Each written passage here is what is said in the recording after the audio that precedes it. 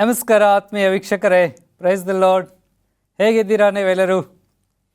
ದೇವರು ನಮಗೆ ಸ್ತೋತ್ರ. ದೇವರು ನಮ್ಮನ್ನು ಅದ್ಭುತವಾಗಿ ಕಾಪಾಡಿ ರಕ್ಷಿಸಿ ಮತ್ತೊಂದು ದಿನವನ್ನು ಕೂಡಿಸಿಕೊಟ್ಟಿದ್ದಾನೆ. ಜೀವ ಬುಗ್ಗೆ ಎಂಬ ಶೀರ್ಷಿಕೆ ಅಡಿಯಲ್ಲಿ ದೇವರ ವಾಕ್ಯವನ್ನು ಕಲಿಯೋದಕ್ಕೆ ದೇವರು ನಮ್ಮನ್ನು ಜೀವಂತರ ಪಟ್ಟಿಯಲ್ಲಿ ಇರಿಸಿ ನಮ್ಮನ್ನು ಪ್ರೀತಿಸಿದ್ದಾನೆ, ಕರುಣಿಸಿದ್ದಾನೆ. ಆದುದರಿಂದ ದೇವರಿಗೆ ಸ್ತೋತ್ರವನ್ನು ಹೇಳ್ತಾ ಈ ದಿನದ ದೇವರ ವಾಕ್ಯವನ್ನು ಕಲಿಯಲು ನಿಮ್ಮನ್ನು ಪ್ರೀತಿಯಿಂದ ಸ್ವಾಗತಿಸ್ತೇನೆ. ಪ್ರಿಯ ದೇವರ ಮಕ್ಕಳೇ, ನಿಮ್ಮ ಜೀವಿತದಲ್ಲಿ ಕಷ್ಟಗಳು ಬಂದಾಗ ಬಹಳ ಬೇಸರಿಕೆ ಆಗುತ್ತಲ್ವ? ಕಷ್ಟಗಳು ಅಧಿಕವಾಗಿ ಮೇಲಿಂದ ಮೇಲೆ ಸಮಸ್ಯೆಗಳು ಹೆಚ್ಚಾಗ್ತಾ ಹೋದಂತೆ ಯಾಕಾದರೂ ಬದುಕಿದ್ದೀನಪ್ಪ ಅನಿಸುತ್ತೆ, ಹೌದಲ್ಲ? ಏನು ಕಷ್ಟಗಳು ನಮಗೇ ಬರುತ್ತಲ್ಲ ಎಂಬುದಾಗಿ ಯೋಚಿಸ್ತೀರಾ? ಹೀಗೆ ನಮ್ಮ ಜೀವಿತದಲ್ಲಿ ಕಷ್ಟಗಳು ಇನ್ನೂ ಹೆಚ್ಚಾಗ್ತಾ ಹೋದಂಗಿಲ್ಲ ದೇವರನ್ನೇ ನಾವು ಎಷ್ಟೊಂದು ಸಾರಿ ದೂರ್ತೇವೆ. ಏನಪ್ಪ ದೇವರೇ, ನಾವು ಇಷ್ಟೆಲ್ಲ ನಿಯತ್ತಾಗಿ ವಿನಮ್ರರಾಗಿ ನಡ್ಕೊಳ್ತೀವಿ, ಆದರೂ ನಮಗೆ ಯಾಕೆ ಕಷ್ಟ ಬರುತ್ತೆ ಅಂತ ಕೇಳಿರ್ತೀವಿ, ಹೌದಲ್ಲ? ಆದರೆ ಆ ಕಷ್ಟ ಅಲ್ಲಿಗೆ ನಿಲ್ಲದೆ ಇನ್ನೂ ಹೆಚ್ಚಾಗ್ತಾ ಹೋದಂಗೆಲ್ಲ ಏನು ಮಾಡ್ತೀವಿ? ಅಯ್ಯೋ ದೇವರೇ, ನೀನು ಇದೆಯಾ ಇದ್ರೆ ನಿಂಗೆ ಕಣ್ಣಾಯ್ತಾ, ನೀನು ನಮ್ಮನ್ನು ನೋಡ್ತಿದೀಯಾ ಅಂತ ನಾವು ದೇವರನ್ನ ಕೇಳ್ಬೋದು, ಹೌದಲ್ಲ? ಅಥವಾ ಒಂದೊಂದು ಸಾರಿ ನಮ್ಮನ್ನು ನಾವೇ ಶಪಿಸ್ಕೊಳ್ತೀವಿ. ನಾನು ಯಾಕಾದರೂ ಬದುಕಿದ್ದೀನೋ, ನಾನು ಯಾಕಾದರೂ ಹುಟ್ಟಿದ್ನೋ ಈ ಭೂಮಿ ಮೇಲೆ, ನಾನು ಆವಾಗಲೇ ಹುಟ್ಟಿದ ತಕ್ಷಣ ಸತ್ತೋಗ್ಬಿಟ್ಟಿದ್ದೆ ಚೆನ್ನಾಗಿರೋದು ಅಂತ ಅನಿಸುತ್ತೆ, ಹೌದಲ್ಲ? ಭಕ್ತನಂತ ಯೋಬನ ಜೀವಿತವನ್ನು ನೆನೆಸ್ಕೊಳ್ಳಿ. ಯೋಬ ಸಹಿತ ಒಂದು ಕಡೆ ಯೋಬ ಪುಸ್ತಕದಲ್ಲಿ ಹೀಗೆ ಬರೆಯುತ್ತೆ, ಏನಂತ ಹೇಳಿದ್ರೆ, ನಾನು ಹುಟ್ಟಿದ ದಿನವು ಹಾಳಾಗಿ ಹೋಗಲಿ ಅಂತ ಹೇಳ್ತಾನೆ. ನಮಗೆಲ್ಲ ಸಾಮಾನ್ಯವಾಗಿ ಯೋಬ ಅಂತ ಹೇಳುವಾಗ ಅವನ ನಂಬಿಕೆಯಲ್ಲಿ ಅಥವಾ ಪ್ರಾಮಾಣಿಕತೆಯಲ್ಲಿ ಅವನು ಬಹಳ ನಿಸ್ಸೀಮನು, ಅವನ ದೇವರನ್ನು ಬೊಂಕಲಿಲ್ಲ, ದೂರಲಿಲ್ಲ, ಇತ್ಯಾದಿ ನಾವು ಒಳ್ಳೆಯ ವಿಚಾರಗಳನ್ನು ಯೋಬನ ಕುರಿತಾಗಿ ಕೇಳಿದ್ದೇವೆ. ಅಫ್ಕೋರ್ಸ್ ಆತನು ಹಾಗೇ ಇದ್ದಂಥ ವ್ಯಕ್ತಿ, ಆತನು ದೇವರನ್ನು ದೂಷಿಸಲಿಲ್ಲ. ಆದರೆ ಆತನು ಒಂದು ಕಡೆ ಬರೀತಾನೆ, ತುಂಬ ಮೇಲಿಂದ ಮೇಲೆ ಕಷ್ಟ, ಸಮಸ್ಯೆ, ಸಂಕಟಗಳನ್ನು ಆತನು ಎದುರಿಸ್ತಾ ಇರುವಾಗ ಆತನು ಹೇಳ್ತಾನೆ, ನಾನು ಹುಟ್ಟಿದ ದಿನ ಹಾಳಾಗಿ ಹೋಗಲಿ ಅಂತ. ಪ್ರಿಯರೇ, ಹಾಗಾದರೆ ನಿಜವಾಗ್ಲೂ ಜೀವನ ಅಂದರೆ ಏನು? ಜೀವನ ಅಂದರೆ ಬರೀ ಕಷ್ಟನೇನಾ? ಜೀವನದಲ್ಲಿ ಏನಾದರೂ ಒಳ್ಳೇದಿದೆನಾ? ಅಥವಾ ಈ ಜೀವಿತಕ್ಕೆ ಏನಾದರೂ ಬೆಲೆ ಇದೆನಾ? ನಾನು ಯಾಕೆ ಈ ಭೂಮಿ ಮೇಲೆ ಇದ್ದೇನೆ? ದೇವರು ನನ್ನನ್ನು ಯಾಕೆ ಇನ್ನೂ ಈ ಭೂಮಿ ಮೇಲೆ ಇರಿಸಿದ್ದಾರೆ? ಹಾಗಾದರೆ ಈ ಜೀವಿತಕ್ಕೆ ದೇವರ ದೃಷ್ಟಿಯಲ್ಲಿ ಏನಾದರೂ ಬೆಲೆ ಉಂಟೋ? ಅಫ್ಕೋರ್ಸ್ ಮನುಷ್ಯನ ದೃಷ್ಟಿಯಲ್ಲಿ ಈ ಜೀವಿತಕ್ಕೆ ಬೆಲೆ ಇಲ್ಲ. ತುಂಬ ವ್ಯಕ್ತಿಗಳು ವಿಧವಾಗಿ ಈ ಜೀವಿತದ ಬಗ್ಗೆ ಮಾತಾಡ್ತಾರೆ. ಅದು ಏನೇನೆಲ್ಲ ಮಾತಾಡ್ತಾರೆ ಅಂತ ಒಂದು ಸ್ವಲ್ಪ ನೋಡೋಣ ನಾವು. ಇದನ್ನು ತಿಳ್ಕೊಳ್ಳೋ ಮುಂಚೆ ಒಂದು ಸಣ್ಣ ಪ್ರಾರ್ಥನೆ ಮಾಡೋಣವೇ? ಓಕೆ, ತಲೆಬಾಗಿ ಒಂದು ಸಣ್ಣ ಪ್ರಾರ್ಥನೆಯನ್ನು ಮಾಡೋಣ. ನಮ್ಮನ್ನು ಬಹಳವಾಗಿ ಪ್ರೀತಿಸುವಂಥ ಪರಲೋಕದ ದೇವರೇ, ನಮ್ಮ ಜೀವಿತಕ್ಕೆ ಏನು ಬೆಲೆ ಇದೆ ಅನ್ನುವಂಥದ್ದನ್ನು ನಾವು ಕಲಿತಾ ಇದ್ದೇವೆ. ನಿಮ್ಮ ಜ್ಞಾನ, ಬುದ್ಧಿ, ತಿಳುವಳಿಕೆ, ಪವಿತ್ರಾತ್ಮನ ಶಕ್ತಿಯಿಂದ ನಮ್ಮನ್ನು ತುಂಬಿಸು ಮತ್ತು ಈ ಜೀವಿತದ ಬೆಲೆಯನ್ನು ನಾವು ಅರಿತವರಾಗಿ ನಿನಗೆ ಪ್ರಾಶಸ್ತ್ಯವನ್ನು ಕೊಡೋದಕ್ಕೆ ಸಹಾಯ ಮಾಡು. ಯೇಸು ಸ್ವಾಮಿಯವರ ಹೆಸರಿನಲ್ಲಿ ಬೇಡುತ್ತೇನೆ ಕರ್ತ, ಆಮೆನ್. ಆತ್ಮೀಯ ದೇವಜನರೇ, ಅಲೆಕ್ಸಾಂಡರ್ ಬಗ್ಗೆ ನೀವು ಕೇಳಿರ್ಬೋದು. ಯಾವ ಅಲೆಕ್ಸಾಂಡರ್ ಅಂತ ಕೇಳ್ತಾ ಇದ್ದೀರಾ? ವಿಶ್ವವಿಖ್ಯಾತ ವ್ಯಕ್ತಿ, ರಾಜ, ಗ್ರೀಕ್ ದೇಶದ ರಾಜ, ಕ್ರಿಸ್ತ ಪೂರ್ವ 331ನೇ ಶತಮಾನದಲ್ಲಿ ಜೀವಿಸ್ತಾ ಇದ್ದಂಥ ಒಬ್ಬ ವ್ಯಕ್ತಿ Alexander the great. So Alexander the great, ಆತನ ಒಂದು ದೊಡ್ಡ ಬಯಕೆ ಇತ್ತು ಆತನ ಲೈಫಲ್ಲಿ. ಏನಪ್ಪ ಅಂತ ಹೇಳಿದ್ರೆ, ಇಡೀ ಪ್ರಪಂಚನ ನಾನು ಗೆಲ್ಲಬೇಕು, ಇಡೀ ಪ್ರಪಂಚಕ್ಕೆ ನಾನು ರಾಜ ಆಗಿ, ಕನಿಷ್ಠ ಪಕ್ಷ ಒಂದಿನ ನಾನು ರಾಜ ಆಗಿ ಆಳ್ಬೇಕು ಅಂತ ಹೇಳಿ ಆತನ ಏನು ಮಾಡಿದೆ, ಇಡೀ ಪ್ರಪಂಚವನ್ನೇ ಗೆಲ್ಲಬೇಕು ಅಂತ ದೊಡ್ಡ ಸೈನ್ಯವನ್ನು ತೆಗೆದುಕೊಂಡು ಇಡೀ ಪ್ರಪಂಚವನ್ನೇ ಗೆಲ್ಲೋದಕ್ಕಾಗಿ ಆತನು ಹೊರಟ. ಸೊ ಹೀಗೆ ಆತನು ತನ್ನ ಹೋದ ಕಡೆಗಳಲ್ಲೆಲ್ಲ ಆತನು ಜಯವನ್ನು ಸಾಧಿಸ್ತಾ ಬಂದ. ಆದರೆ ಆತನು ಭಾಳ ಸಣ್ಣ ವಯಸ್ಸಿನಲ್ಲಿಯೇ ಆತನು ಈ ಲೋಕದ ಯಾತ್ರೆಯನ್ನು ಅಂದರೆ ಆತನು ಸಾಯಬೇಕಾಯಿತು. ಯಾಕೆ ಅಂತ ಹೇಳಿದ್ರೆ, ಆತನಿಗೆ ದೇಹದಲ್ಲಿ ಒಂದು ಭಯಂಕರವಾದಂಥ ಕಾಯಿಲೆ ಕಾಣಿಸಿಕೊಂಡು ಆತನು ತನ್ನ 33ನೇ ವರ್ಷದಲ್ಲಿ ಈ ಲೋಕವನ್ನು ತ್ಯಜಿಸಬೇಕಾಯಿತು. ಸೊ ಮರಣದ ಹಾಸಿಗೆಯಲ್ಲಿದ್ದಂಥ ಅಲೆಕ್ಸಾಂಡರ್ 3 ವಿಚಾರಗಳನ್ನು ತನ್ನ ಜನರಿಗೆ ಹೇಳ್ತಾನೆ ಅಥವಾ ತನ್ನ ಸೇವಕರಿಗೆ ಹೇಳ್ತಾನೆ. ಆ 3 ವಿಷಯಗಳು ಏನಪ್ಪ ಅಂತ ಹೇಳಿದ್ರೆ, ಮೊದಲನೇದಾಗಿ ಆತನು ಹೇಳ್ತಾನೆ, ಈ ನನ್ನ ಶವವನ್ನು, ಅಂದರೆ ನಾನು ಸತ್ತೋದ ಮೇಲೆ ನನ್ನ ಶವವನ್ನು ಸಮಾಧಿ ಮಾಡೋದಕ್ಕೆ ಅಂತ ತೆಗೆದುಕೊಂಡು ಹೋಗುವಾಗ ಆ ಶವವನ್ನು ಲೋಕದ ಫೇಮಸ್ ಡಾಕ್ಟರ್ಸ್ ಯಾರಿದ್ದಾರಲ್ಲ ಅವರೇ ಆ ಶವವನ್ನು ಹೊತ್ಕೋಬೇಕು. ಎರಡನೇದಾಗಿ, ನಾನು ನನ್ನ ಶವಯಾತ್ರೆ ನಡೆಯುವಾಗ ನಾನು ಸಂಪಾದಿಸಿದಂಥ ಚಿನ್ನ ಮತ್ತು ರತ್ನ, ಬೆಳ್ಳಿ, ಹಣ ಎಲ್ಲವನ್ನು ನೀವೇನು ಮಾಡಬೇಕು? ಸೂರೆ ಮಾಡಬೇಕು. ಅಂದರೆ ಸೂರೆ ಮಾಡಬೇಕು ಅಂತಂದರೆ ಚೆಲ್ಲಬೇಕು ಅಂತ ಮೂರನೇದಾಗಿ, ನಾನು ಶವಪೆಟ್ಟಿಗೆಗೆ ಹಾಕಲ್ಪಟ್ಟಾಗ ನನ್ನ ಎರಡೂ ಕೈಗಳನ್ನು ಹೊರಗಡೆ ಹಾಕಬೇಕು ಅಂತ. ಸೊ ಯಾಕೆ ಅಂತ ಹೇಳಿ ಅವ್ರು ಕೇಳಿದಾಗ ಅವನು ಹೇಳ್ತಾನೆ, ಏನಪ್ಪ ಅಂತ ಹೇಳಿದ್ರೆ, ಈ ಲೋಕದ ಎಲ್ಲ ದೊಡ್ಡ ದೊಡ್ಡ ಫೇಮಸ್ ಡಾಕ್ಟರ್ಸ್ ಕೂಡ ನನ್ನ ಕಾಯಿಲೆಯನ್ನು ವಾಸಿ ಮಾಡೋಕ್ಕಾಗಲಿಲ್ಲ. ನಾನು ಒಬ್ಬ ದೊಡ್ಡ ರಾಜ ಆಗಿದ್ದೆ, ಆದರೂ ಸಹಿತ ಯಾವ ಡಾಕ್ಟ್ರುಗಳು ಸಹಿತ ನನ್ನನ್ನು ಏನು ಮಾಡಲಿಲ್ಲ, ರಕ್ಷಿಸಲಿಲ್ಲ ಅನ್ನುವಂಥದ್ದು ಇಡೀ ಲೋಕಕ್ಕೆ ಗೊತ್ತಾಗಬೇಕು. ಆ ಮುಖಾಂತರವಾಗಿ ಜನ ವೈದ್ಯರುಗಳ ಮೇಲೆಲ್ಲ ಬದಲಾಗಿ ದೇವ್ರ ಮೇಲೆ ಹತ್ಕೋಬೇಕು. ಎರಡನೇದಾಗಿ, ನಾನು ಈ ಲೋಕದಲ್ಲಿ ಸಂಪಾದನೆ ಮಾಡಿ ಇಟ್ಟಂಥ ಚಿನ್ನ, ಬೆಳ್ಳಿ, ಮುತ್ತು, ರತ್ನ, ಹಣ, ವಜ್ರ, ವೈಡೂರು ಯಾವುದನ್ನು ನಾನು ತೆಗೆದುಕೊಂಡು ಹೋಗ್ತಾ ಇಲ್ಲ, ಎಲ್ಲವೂ ಸಹಿತ ಇಲ್ಲೇ ಬಿಟ್ಟು ಹೋಗ್ತಾ ಇದ್ದೀನಿ. ಮೂರನೇದಾಗಿ, ನಾನು ಬರಿಗೈಯಿಂದ ಬಂದೆ, ಬರಿಗೈಯಿಂದ ಹೋಗ್ತಾ ಇದ್ದೀನಿ. ಸೊ ಆದ್ದರಿಂದ ಈ ಜೀವನಕ್ಕೆ ಏನು ಬೆಲೆ ಇಲ್ಲ ಅನ್ನೋದನ್ನು ಇಡೀ ಲೋಕ ಅರ್ಥ ಮಾಡ್ಕೋಬೇಕು ಅಂತೇಳಿ ಆತನ ಹೀಗೆ ಮಾಡಿದ್ನಂತೆ. ಓಕೆ, ಸೊ ಇಲ್ಲಿ ಬರುವಂಥ ನೀತಿ ಏನಪ್ಪ ಅಂತ ಹೇಳಿದ್ರೆ, ಕಾಲ ಅನ್ನುವಂಥದ್ದು ಎಲ್ಲಕ್ಕೂ ಮೀರಿದ್ದು, ಅದನ್ನು ತಡೆಯೋದಕ್ಕೆ ಯಾರಿಂದನೂ ಸಾಧ್ಯ ಇಲ್ಲ. ಬದುಕಿರುವಷ್ಟು ದಿನ ನಾವೇನು ಮಾಡಬೇಕು, ಉತ್ತಮ ಕೆಲಸವನ್ನು ಮಾಡಬೇಕು. ಅವುಗಳು ಮಾತ್ರವೇ ಜನರ ಮನಸ್ಸಿನಲ್ಲಿ ಶಾಶ್ವತವಾಗಿ ಉಳಿಯಲು ಸಾಧ್ಯ. ಗಳಿಸಿದ ವಸ್ತುಗಳ ಯಾವುವು ಸಹಿತ ನಮ್ಮವುಗಳಲ್ಲ, ನಮ್ಮೊಡನೆ ಬರೋದಿಲ್ಲ ಅನ್ನುವಂಥ ವಿಚಾರವನ್ನು ನಾವಿಲ್ಲಿ ಅರ್ಥ ಮಾಡ್ಕೋಬೋದು. ಯಾರೋ ಒಬ್ಬರು ಹೀಗೆ ಬರೀತಾರೆ, ಏನಪ್ಪ ಜೀವನ ಅಂದರೆ ಏನು ಅನ್ನೋದ್ರ ಬಗ್ಗೆ ಹೀಗೆ ಬರೀತಾರೆ. ಅವ್ರು ಚೆನ್ನಾಗಿದೆ, ಕೇಳಿಸ್ಕೊಳ್ಳಿ. ಏನು ಹೇಳ್ತಾರೆ ಅಂದರೆ, ಹುಟ್ಟಿದಾಗ ನೀ ಅಳ್ತಿದ್ದಿ, ಮಡಿದಾಗ ನಿನ್ನವರು ಅಳ್ತಿದ್ರು ಎಂಬುದಾಗಿ. ಹೌದಲ್ಲ? ಮತ್ತೆ ಮುಂದುವರೆದು ಹೀಗೆ ಬರೀತಾನೆ, ಹುಟ್ಟಿದಾಗ ನಿನಗೆ ವಸ್ತ್ರ ತೊಡಿಸುವರು, ಮಡಿದಾಗ ನಿನ್ನ ವಸ್ತ್ರವ ಬಿಚ್ಚುವರು. ಹುಟ್ಟಿದಾಗ ಹುಡುಕೋರು ನಿನಗೆ 108 ನಾಮ, ಮಡಿದಾಗ ನಿನಗೆ ಇರೋದು ಒಂದೇ ನಾಮ, ಅದು ಶವ ಎಂಬುದೇ. ಮತ್ತೆ ಮುಂದುವರೆದು ಅವ್ರು ಹೀಗೆ ಹೇಳ್ತಾರೆ, ನೀನೇನನ್ನೂ ಗಳಿಸದ ಈ ಲೋಕಕ್ಕೆ ಬಂದೆ, ಆದರೆ ಮಡಿದಾಗ ನೀನು ಗಳಿಸಿದ್ದೆಲ್ಲವನ್ನ ಕಳೆದುಕೊಂಡೆ. ಓ ಮಾನವ, ಮಡಿದಾಗ ಮಣ್ಣಲ್ಲಿ ಮಣ್ಣಾಗಿ ಹೋಗುವ ನೀನು, ನಾನು ಇದು ನನ್ನದು ಅನ್ನೋದಕ್ಕೆ ನಿನಗೆ ಏನಿದೆ ಈ ಲೋಕದಲ್ಲಿ, ನಿನ್ನ ಜೀವನಕ್ಕೆ ಏನು ಬೆಲೆ ಇದೆ ಎಂಬುದಾಗಿ ಒಬ್ಬ ಕವಿ ಇದನ್ನು ಬರೀತಾನೆ.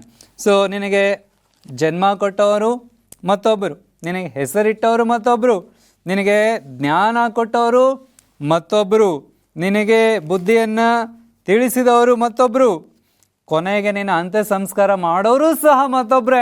ಹೀಗಿರುವಾಗ ನೀನು ಯಾರು, ನಿನ್ನಲ್ಲಿ ಏನಿದೆ, ಈ ಜೀವನಕ್ಕೆ ಏನು ಅರ್ಥ ಇದೆ ಎಂಬುದಾಗಿ ಒಬ್ಬ ಕವಿ ಬರೀತಾನೆ. ಬುದ್ಧ ಹೇಳ್ದ ಏನಂತ, ಜೀವನ ನಶ್ವರ ಅಂತೇಳಿ. ಜ್ಞಾನಿ ಆದಂಥ ಸಲ್ಮೋನ ಹೇಳ್ತಾನೆ ಪ್ರಸಂಗಿ ಪುಸ್ತಕದಲ್ಲಿ, ವ್ಯರ್ಥವೇ ವ್ಯರ್ಥ, ಸಮಸ್ತವೂ ವ್ಯರ್ಥ ಎಂಬುದಾಗಿ ಹೇಳ್ತಾನೆ.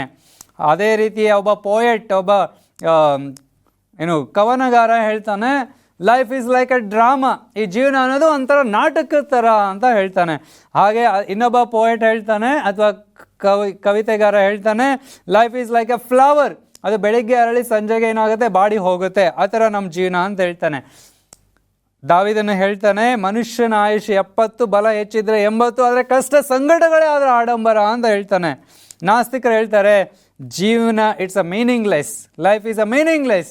ಸೊ ಇರೋಷ್ಟು ದಿನ ಕಾವೋ ಪಿವೋ ಮಜಾಕರೋ, ಚೆನ್ನಾಗಿ ತಿಂದು ಕುಡಿದು ಮಜಾ ಮಾಡ್ಸೋದು ಹೋಗ್ಬಿಡು ಅಂತ ಹೇಳ್ತಾರೆ. ಸೈಂಟಿಸ್ಟ್ ಏನು ಹೇಳ್ತಾರೆ ನಮ್ಮ ಜೀವನದ ಬಗ್ಗೆ ಅಂತ ಹೇಳಿದ್ರೆ, ಈ ಜೀವನಕ್ಕೆ ಅಥವಾ ಈ ದೇಹಕ್ಕೆ ಎಷ್ಟು ಬೆಲೆ ಅಪ್ಪ ಅಂತ ಹೇಳಿದ್ರೆ ಕೇವಲ ಒಂದು 99 ರೂಪಾಯಿ. ಹೆಂಗೆ ಅಂತ ಹೇಳಿದ್ರೆ, ನಮ್ಮ ದೇಹದಲ್ಲಿರುವಂಥ ಎಲ್ಲ ಅಯನ್ ಅಂದರೆ ಕಬ್ಬಿಣಾಂಶವನ್ನು ತೆಗೆದ್ರೆ ಒಂದು 2 ಮಳೆಗಳನ್ನು ರೆಡಿ ಮಾಡ್ಬೋದು. ನಮ್ಮ ದೇಹದಲ್ಲಿರುವಂಥ ಎಲ್ಲ ಕ್ಯಾಲ್ಸಿಯಮನ್ನು ತೆಗೆದ್ರೆ ಒಂದು ಏನೇನೋ ಮಾಡ್ಬೋದು. ನಮ್ಮ ದೇಹದಲ್ಲಿರುವಂಥ ಕೊಬ್ಬನ್ನೆಲ್ಲ ತೆಗೆದ್ರೆ ಒಂದು ಸೋಪ್, ಲಕ್ಸ್ ಸೋಪನ್ನು ಮಾಡ್ಬೋದು. ಮತ್ತು ನಮ್ಮ ದೇಹದಲ್ಲಿರುವಂಥ ಈ ರಂಜಕ ಇತ್ಯಾದಿಯನ್ನು ತೆಗೆದ್ರೆ ಒಂದೆರಡು ಬೆಂಕಿ ಪೊಟ್ಟಣಗಳನ್ನು ಮಾಡಬಹುದು. ಆಮೇಲೆ ನಮ್ಮ ದೇಹದಲ್ಲಿರುವಂಥ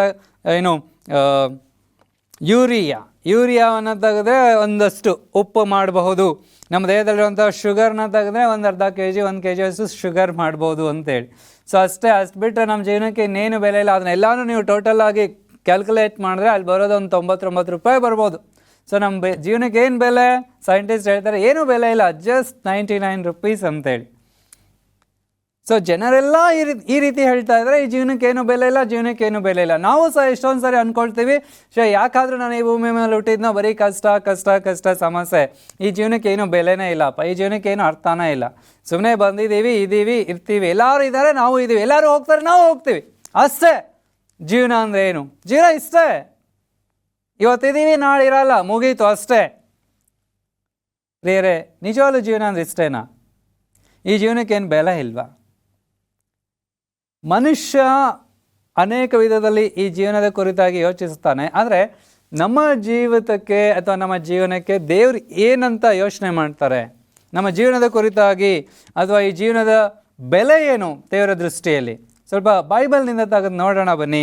ಮೊದಲನೇದಾಗಿ ಆದಿಕಾಂಡ ಪುಸ್ತಕ 1ನೇ ಅಧ್ಯಾಯದ 27ನೇ ವಚನದಲ್ಲಿ ದೇವರ ವಾಕ್ಯ ಈ ರೀತಿಯಾಗಿ ಹೇಳುತ್ತೆ, ಹೀಗೆ ದೇವರು ಮನುಷ್ಯನನ್ನು ತನ್ನ ಸ್ವರೂಪದಲ್ಲಿ ಉಂಟು ಮಾಡಿದನು, ದೇವ ಸ್ವರೂಪದಲ್ಲಿ ಅವನನ್ನು ಉಂಟು ಮಾಡಿದನು, ಅವರನ್ನು ಗಂಡು ಹೆಣ್ಣಾಗಿ ನಿರ್ಮಿಸಿದನು. ಮೊಟ್ಟ ಮೊದಲನೇದಾಗಿ ದೇವರು ನಮ್ಮ ಜೀವಿತಕ್ಕೆ ಎಂಥ ಅದ್ಭುತವಾದಂಥ ಬೆಲೆನ ಕೊಡ್ತಾ ಇದ್ದಾನೆ ಅಂತ ಹೇಳಿದ್ರೆ, ಈ ದೇಹವನ್ನು ಅಥವಾ ಈ ಜೀವಿತವನ್ನು ದೇವರು ಕೊಟ್ಟಿದ್ದಾನೆ ಅಂತ ಹೇಳಿದ್ರೆ, ಉಂಟು ಮಾಡಿದ್ದಾನೆ ಅಂತ ಹೇಳಿದ್ರೆ, ಇದನ್ನು ಹೇಗೆ ಉಂಟು ಮಾಡಿದಾನಂತೆ? ತನ್ನ ಸ್ವರೂಪದಲ್ಲಿ ತನ್ನ ಹೋಲಿಕೆಗೆ ಅನುಸಾರವಾಗಿ ಉಂಟು ಮಾಡಿದ್ದಾನೆ. ಹಾಗಾದರೆ ಈ ಜೀವನ ಸುಮ್ಮನೆ ಕಾಟಾಚಾರಕ್ಕೆ, ಬೈರಾಚಾರಕ್ಕೆ ಅಥವಾ ಏನೋ ಒಂದಿನ ಇದ್ದು ಮಣ್ಣಿಗೆ ಮಣ್ಣಾಗಿ ಹೋಗೋದಕ್ಕಲ್ಲ. ಈ ಜೀವನವನ್ನು ದೇವರು ಉಂಟು ಮಾಡಿದ್ದು ಅದು ತನ್ನ ಸ್ವರೂಪದಲ್ಲಿ ತನ್ನ ಹೋಲಿಕೆಗೆ ಅನುಸಾರವಾಗಿ. ಅಂದರೆ ದೇವರಿಗೆ ಎಷ್ಟು ಬೆಲೆ ಇದೆಯೋ, ದೇವರು ತನ್ನ ಜೀವಿತಕ್ಕೆ ಎಷ್ಟು ಅದ್ಭುತವಾದಂಥ ಬೆಲೆಯನ್ನು ಆತನು ಕೊಟ್ಟಿದ್ದಾನೋ, ಅಷ್ಟೇ ಬೆಲೆಯನ್ನು ಆತನು ನಿನ್ನ ಜೀವಿತಕ್ಕೆ ಆತನು ಕೊಟ್ಟಿದ್ದಾನೆ. ನಾನು ಈ ಭೂಮಿ ಮೇಲೆ ನಿರ್ಮಿಸಲ್ಪಟ್ಟಿದ್ದೀನಿ ಅಂತ ಹೇಳಿದ್ರೆ, ನಾನು ದೇವರ ಸ್ವರೂಪದಲ್ಲಿ ನಿರ್ಮಿಸಲ್ಪಟ್ಟಿದ್ದೀನಿ. ಆಮೆನ್. ದೇವರಿಗೆ ಸ್ತೋತ್ರ. ಪ್ರಿಯ ದೇವರ ಮಕ್ಕಳೇ, ಕಷ್ಟ ಬರುತ್ತೆ, ಶ್ರಮೆ, ತೊಂದರೆ ಬರುತ್ತೆ, ಚಿಂತೆ ಬರುತ್ತೆ, ನೋವು ಬರುತ್ತೆ, ಬೇರೆ ಬೇಸರಗಳು ಬರುತ್ತೆ. ಆದರೆ ನಿನ್ನ ಜೀವಿತ ಅದು ದೇವರು ನಿನಗೆ ಕೊಟ್ಟಂಥ ಅದ್ಭುತವಾದಂಥ ಉಡುಗೊರೆ. ಆದುದರಿಂದ ನೀನು ನಿನ್ನ ಜೀವಿತದ ಕುರಿತಾಗಿ ಲಘುವಾಗಿ ಯೋಚಿಸಬೇಡ. ಅದೇ ಭಕ್ತನಂತ ದಾವೀದನು ಕೀರ್ತನೆಗಳ ಪುಸ್ತಕ 139ನೇ ಅಧ್ಯಾಯದಲ್ಲಿ 14ನೇ ವಚನದಲ್ಲಿ ಈ ರೀತಿಯಾಗಿ ಬರೀತಾನೆ. ಕೀರ್ತನೆ 139ನೇ ಅಧ್ಯಾಯ 14ನೇ ವಚನ ಹೇಳುತ್ತೆ, ನೀನು ನನ್ನನ್ನು ಅದ್ಭುತವಾಗಿಯೂ ವಿಚಿತ್ರವಾಗಿಯೂ ರಚಿಸಿದ್ದರಿಂದ ನಿನ್ನನ್ನು ಕೊಂಡಾಡುತ್ತೇನೆ, ನಿನ್ನ ಕೃತ್ಯಗಳು ಆಶ್ಚರ್ಯವಾಗಿವೆ ಎಂದು ನನ್ನ ಹೃದಯವು ಚೆನ್ನಾಗಿ ಗ್ರಹಿಸಿಕೊಂಡಿದೆ. ದೇವರಿಗೆ ಸ್ತೋತ್ರ. ದೇವ್ರ ವಾಕ್ಯ ಚೆನ್ನಾಗಿ ಹೇಳ್ತಾ ಇದೆ, ದೇವರೇ ನೀನು ನನ್ನನ್ನು ಹೇಗುಂಟು ಮಾಡಿದೀಯಾ? ಅದ್ಭುತವಾಗಿ, ವಿಚಿತ್ರವಾಗಿ ನೀನು ನನ್ನನ್ನು ಉಂಟು ಮಾಡಿದೀಯಾ. ಪ್ರಿಯರೇ, ಸುಮ್ಮನೆ ನಮ್ಮ ದೇಹದ ಒಂದೊಂದು ಅಂಗಾಂಗಗಳನ್ನು ದೇವರು ಉಂಟು ಮಾಡಿರುವಂಥ ರೀತಿಯನ್ನು ಸ್ವಲ್ಪ ಯೋಚನೆ ಮಾಡಿ ನೋಡಿ. ನಮ್ಮ ಕಣ್ಣು ಗುಡ್ಡೇನ, ನಿಮ್ಮ ಕಣ್ಣು ಗುಡ್ಡೇನ ನೀವೇ ನಿಮ್ಮ ಕೈಯಾರೆ ಮುಟ್ಕೊಳ್ಳೋಕೆ ಸಾಧ್ಯನಾ? ಟ್ರೈ ಮಾಡಿ ನೋಡಿ, ಆಗುತ್ತಾ? ನಿಮ್ಮ ಕಣ್ಣು ಗುಡ್ಡೇನ ನೀವು ಮುಟ್ಕೊಳ್ಳೋಕ್ಕಾಗುತ್ತಾ? ಕಷ್ಟ ಅಲ್ಲ, ಸಾಧ್ಯ ಇಲ್ಲ ಅಲ್ವಾ? ನಿಮ್ಮ ಕಣ್ಣು ಗುಡ್ಡೆಯನ್ನು ನೀವೇ ಮುಟ್ಕೊಳ್ಳೋಕ್ಕಾಗೋದಿಲ್ಲ ಅಂದರೆ ದೇವರು ಆ ಕಣ್ಣು ಗುಡ್ಡೆಯನ್ನು ಎಷ್ಟು ಅದ್ಭುತವಾಗಿ ಉಂಟು ಮಾಡಿದ್ದಾನೆ. ದೇವ್ರ ವಾಕ್ಯ ಹೇಳುತ್ತೆ, ನಿನ್ನನ್ನು ತಾಕುವವನು ಯೆಹೋವನ ಕಣ್ಣು ಗುಡ್ಡೆಯನ್ನು ತಾಕಿದಂತೆ ಅಂತ. ಅಂದರೆ ದೇವರು ನನ್ನನ್ನು ನಿಮ್ಮನ್ನು ಎಷ್ಟು ಅದ್ಭುತವಾಗಿ ಉಂಟು ಮಾಡಿದ್ದ ಮಾತ್ರವಲ್ಲದೆ ಆತ ನನ್ನನ್ನು ನಿನ್ನನ್ನು ಹೇಗೆ ಕಾಪಾಡ್ತಾನೆ? ತನ್ನ ಕಣ್ಣು ಗುಡ್ಡೆಯ ಪಾದಿಯಲ್ಲಿ ಆತ ನಮ್ಮನ್ನು ಕಾಪಾಡ್ತಾನೆ. ವಾ, ಎಂಥ ಅದ್ಭುತನಾಗಿರುವಂಥ ದೇವರು ನಾವು ಆರಾಧಿಸುವಂಥ ದೇವರು. ಈ ಜೀವಿತಕ್ಕೆ ದೇವರು ಎಷ್ಟು ಉತ್ತಮವಾದಂಥ ಶ್ರೇಷ್ಠವಾದಂಥ ಬೆಲೆಯನ್ನು ಕೊಟ್ಟಿದ್ದಾನಲ್ವ.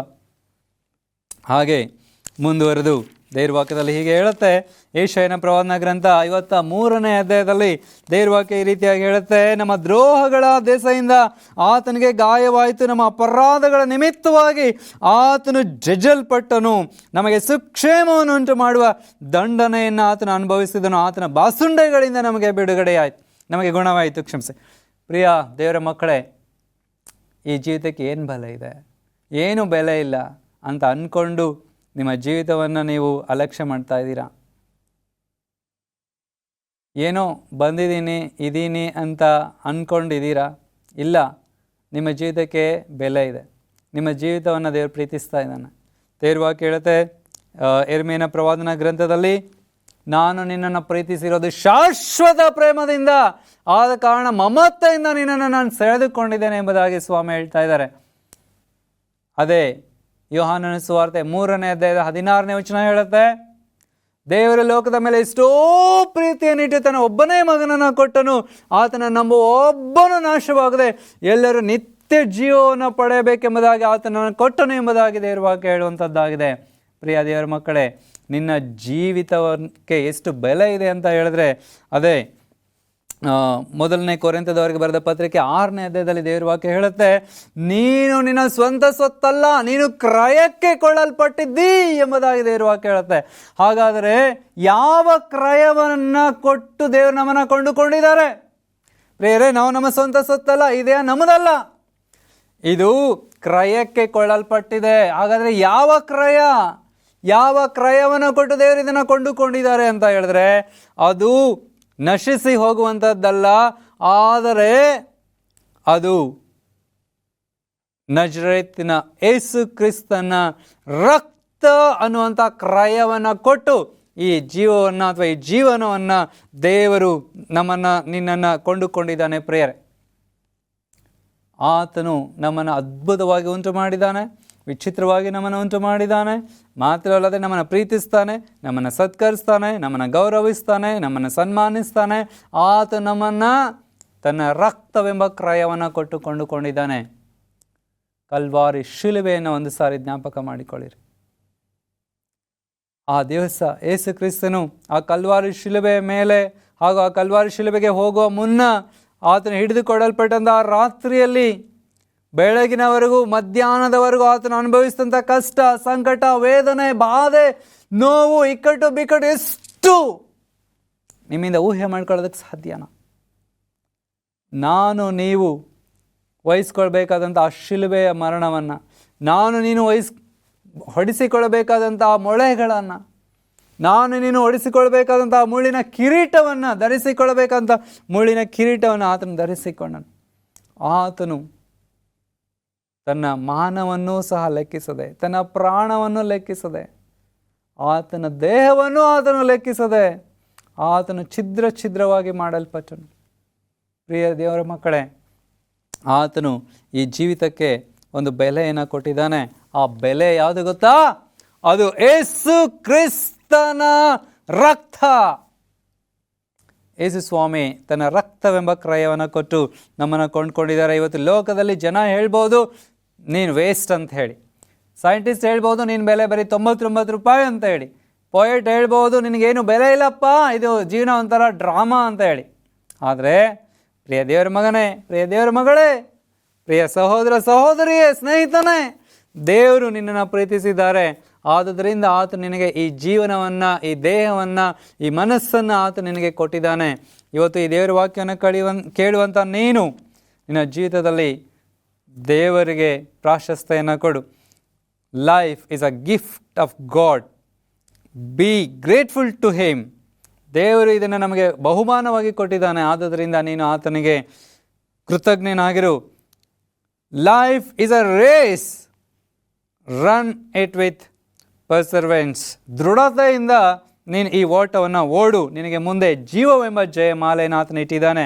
Life is a battle, fight it valiantly in the strong faith and in the strength of God. ಈ ಜೀವನ ಅನ್ನುವಂಥದ್ದು ಇದೊಂದು ಹೋರಾಟ. ಇದನ್ನು ದೇವರ ಸಹಾಯದಿಂದ, ದೇವರ ಬಲದಿಂದ ನೀನು ಹೋರಾಡು. ಖಂಡಿತವಾಗಿ ದೇವರು ನಿನ್ನ ಸಂಗಡ ಇದ್ದಾನೆ. ಆತ ನಿನ್ನ ಪಕ್ಷವಾಗಿದ್ದು ಹೋರಾಡ್ತಾನೆ. ಆತ ನಿನಗೆ ಜಯವನ್ನು ದೊರಕಿಸಿಕೊಡ್ತಾನೆ. Life is an opportunity, make use of it prudentially. ದೇವರು ನಿನಗೆ ಈ ಒಂದು ಸುಂದರವಾದಂಥ, ಅದ್ಭುತವಾದಂಥ ಅಪಾರ್ಚುನಿಟಿ ಅಂದರೆ ಅವಕಾಶವನ್ನು ಕೊಟ್ಟಿದ್ದಾನೆ ಜೀವನ ಅನ್ನುವಂಥಕ್ಕೆ. ಸೊ ಈ ಜೀವನ ಒಂದು ಅವಕಾಶ. ಇದು ಈ ಅವಕಾಶವನ್ನು ನೀನೇನು ಮಾಡಬೇಡ, ವ್ಯರ್ಥ ಮಾಡಿಕೊಳ್ಬೇಡ. Life is a journey, keep your destiny always in mind. ಇದು ಒಂದು ಜೀವನ ಅನ್ನೋದೊಂದು ಹೋರಾಟ ಅಥವಾ ಇದೊಂದು ಪ್ರಯಾಣ. ಇದನ್ನು ಯಾವಾಗಲೂ ನಿನ್ನ ಮನಸ್ಸಲ್ಲಿ ಇಟ್ಕೋ. ಮುಂದಿನ ವಿಷಯಗಳಿಗೆ ನೀನು ಯೋಚನೆ ಮಾಡು. ನಿನ್ನ ರಕ್ಷಣೆ ಕುರಿತಾಗಿ ಯೋಚನೆ ಮಾಡು. ಸ್ವಾಮಿ ಅತಿ ಶೀಘ್ರವಾಗಿ ಬರಲಿಕ್ಕಿದ್ದಾನೆ. ಆತನು ಆ ಒಂದು ಮಹಿಮೆಯೊಡನೆ ಆತನು ಬರಲಿಕ್ಕಿದ್ದಾನೆ. ಆತನು ತನ್ನ ಮಹಿಮೆಯನ್ನು ನಿನಗೆ ಕೊಡೋದಕ್ಕಿದ್ದಾನೆ.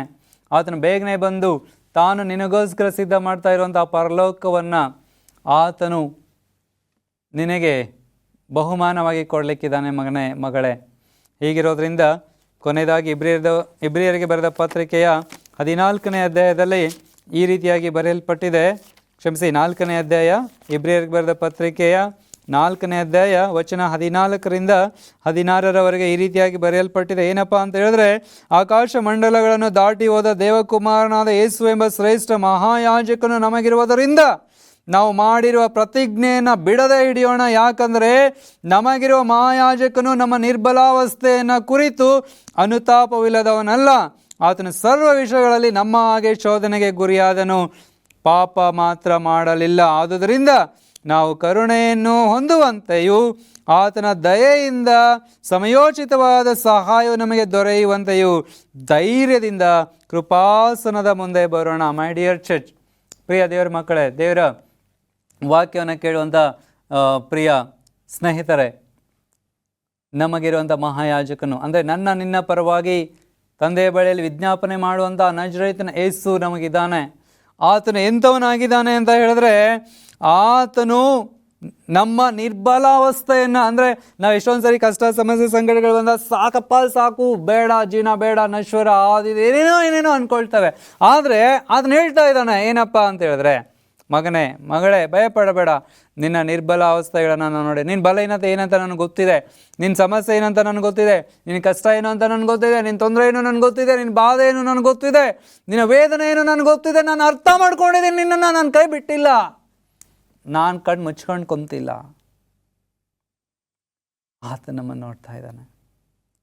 ಯೋಬನ ಹೇಳ್ದ, ನಾನು ಹುಟ್ಟಿದ ದಿನ ಶಾಪಗ್ರಸ್ತವಾಗಲಿ. ಹೌದು, ನಮ್ಮ ಜೀವಿತದಲ್ಲಿ ಪ್ರಾಕ್ಟಿಕಲ್ ಆಗಿ ನಾವು ಯೋಚನೆ ಮಾಡುವಾಗ ಕಷ್ಟಗಳು, ಸಮಸ್ಯೆಗಳು, ತೊಂದರೆಗಳು, ಚಿಂತೆಗಳು, ಬಾಧೆಗಳು ಮೇಲಿಂದ ಮೇಲೆ ನಮಗೆ ಹಿಂಸೆಗಳು ಬರುವಾಗ ನಮಗೆ ಅನಿಸುತ್ತೆ ಈ ಜೀವನ ನಶ್ವರ, ವೇಸ್ಟು, ಯಾಕನ್ನ ನಾನು ಹುಟ್ಟಿದೇನೋ, ಯಾಕನ್ನ ನಾನು ಬದುಕಿದ್ದೀನೋ ಅಂತ. ಅದೇ ಪ್ರಿಯ ದೇವ ಮಗುವೆ, ಈ ಜೀವಿತಕ್ಕೆ ಒಂದು ಬೆಲೆ ಇದೆ. ಅದು ಯೇಸು ಕ್ರಿಸ್ತನು ತನ್ನ ಜೀವವೆಂಬ ಕ್ರಯವನ್ನು ಕೊಟ್ಟು ನಿನ್ನನ್ನು ಕೊಂಡುಕೊಂಡಿದ್ದಾನೆ. ನೀನು ನಿನ್ನ ಸ್ವಂತ ಸೊತ್ತಲ್ಲ. ನಿನ್ನ ಬಲಹೀನತೆಯಲ್ಲಿ ಆತನು ನಿನ್ನನ್ನು ಬಲಪಡಿಸೋದಕ್ಕೆ ಶಕ್ತನಾಗಿದ್ದಾನೆ. ನೀವು ಮಾಡಬೇಕಾಗಿರೋದು ಇಷ್ಟೇ. ಏನಪ್ಪ ಅಂತ ಹೇಳಿದ್ರೆ, ದೇವ್ರ ವಾಕ್ಯ ಹೇಳುವಾಗೆ ನಾವು ಕರುಣೆಯನ್ನು ಹೊಂದುವಂತೆಯೂ ಆತನು ದಯೆಯಿಂದ ಸಮಯೋಚಿತವಾದ ಸಹಾಯ ನಮಗೆ ದೊರೆಯುವಂತೆಯೂ ಧೈರ್ಯದಿಂದ ಕೃಪಾಸನದ ಮುಂದೆ ಬರೋಣ. ದೇವರ ಕೃಪಾಸನದ ಬಳಿಗೆ ನಾವು ಬರೋಣ. ಆತ ನಮಗೆ ದರ್ಶನವನ್ನು, ಆತ ನಮಗೆ ಆತ್ಮೀಕತೆಯನ್ನು, ಆತ ನಮಗೆ ಬಲವನ್ನು, ಆತ ನಮಗೆ ಶಕ್ತಿಯನ್ನು, ಆತ ನಮಗೆ ಆದರಣೆಯನ್ನು, ಆತ ನಮಗೆ ಸಾಂತ್ವನವನ್ನು ಆತನು ಕೊಡೋದಕ್ಕೆ ಶಕ್ತನಾಗಿದ್ದಾನೆ. ಹೀಗಿರೋದ್ರಿಂದ ನಿನ್ನ ಜೀವಿತದಲ್ಲಿ ನೊಂದು ಹೋಗಿದೆಯಾ, ಬೈದು ಹೋಗಿದೆಯಾ, ಕಷ್ಟ ಸಮಸ್ಯೆ ಸಂಕಟ ಅಂತಲೇ ಹಗಲು ರಾತ್ರಿ ಯೋಚನೆ ಮಾಡ್ತಾ ಇದೆಯಾ? ಈಗೋ ದೇವರು ನಿನ್ನನ್ನು ಕರೀತಾ ಇದ್ದಾನೆ, ಮಗಳೇ ಬಾ, ಮಗನೇ ಬಾ, ನಿನ್ನ ಜೀವಿತಕ್ಕೆ ನಾನು ಬೆಲೆ ಕೊಟ್ಟಿದ್ದೀನಿ. ಈ ಜೀವನ ಇದು ಸುಮ್ಮನೆ ವ್ಯರ್ಥವಾಗಿ ನಿನಗೆ ಕೊಡಲ್ಪಟ್ಟಿದ್ದಲ್ಲ. ನಾನು ನಿನ್ನನ್ನು ಪ್ರೀತಿಸಿದ್ದೀನಿ, ನಾನು ನಿನ್ನನ್ನು ಆಧರಿಸ್ತೇನೆ, ನಾನು ನಿನ್ನನ್ನು ಸಂತೈಸ್ತೇನೆ, ನಾನು ನಿನ್ನನ್ನು ಸತ್ಕರಿಸ್ತೇನೆ, ನಾನು ನಿನ್ನನ್ನು ಮಹಿಮೆಗೆ ಸೇರಿಸ್ತೇನೆ ಎಂಬುದಾಗಿ ಸ್ವಾಮಿ ನಮ್ಮನ್ನು ಕರೀತಾ ಇದ್ದಾನೆ. ಅಂಗಲಾಚಿ ಆತ ನಮ್ಮನ್ನು ಕರೀತಾ ಇದ್ದಾನೆ. ಹೀಗಿರೋದ್ರಿಂದ ಪ್ರಿಯ ದೇವ ಮಗುವೆ, ಬನ್ನಿರಿ ನಾವು ದೇವರ ಬಳಿಗೆ ಹೋಗೋಣ. ನಿಮ್ಮ ಕಷ್ಟ ಸಮಸ್ಯೆ ಸಂಕಟ ಏನೇ ಇದ್ರೂ ಆತನ ಮುಂದೆ ನೀವು ಅದನ್ನು ಹೇಳಿಕೊಳ್ಳ್ರಿ.